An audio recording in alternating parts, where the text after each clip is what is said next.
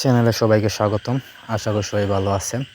আজকে তদবিরটা হচ্ছে স্বামীকে বশীকরণ। আপনার যদি স্বামী আপনাকে অবহেলা করে বা অন্য জায়গায় পরকীয়া করে বা মা বাবার কথা শুনে আপনাকে অত্যাচার করে, আপনার সাথে যোগাযোগ রাখতে চায় না বা ভালোবাসা কমে গেছে, তো এইগুলো যদি আপনার সাথে মিলে যায় তাহলে তাবিজটা আপনার জন্য। তাই আপনি প্রথম থেকে শেষ পর্যন্ত ভিডিওটা দেখবেন, স্কিপ না করে, তাহলে বুঝতে সুবিধা হবে এবং নিজেরা কাজটা করতে পারবেন।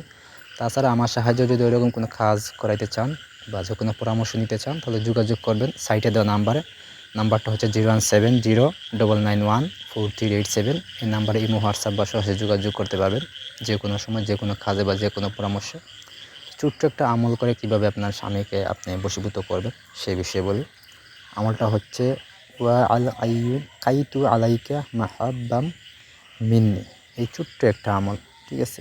নিয়ম হচ্ছে স্বামীর চেহারার দিকে তাকিয়ে মন্ত্রটি 3 বার পাঠ করলে স্বামী আপনার বাধ্য হয়ে যাবে।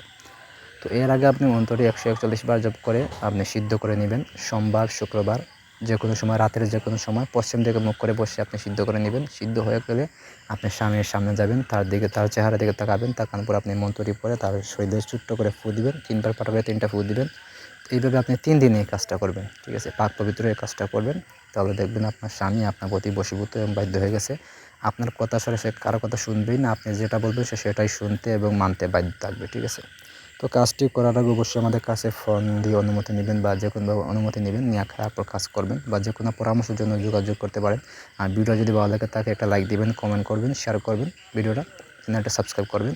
কীরকম ভিডিও চান বা কোনো কী কী সমস্যা আছে সেই সমাধান চান আমার অবশ্যই জানাবেন, আমি দেওয়ার চেষ্টা করবো অবশ্যই। তো ধন্যবাদ সবাইকে।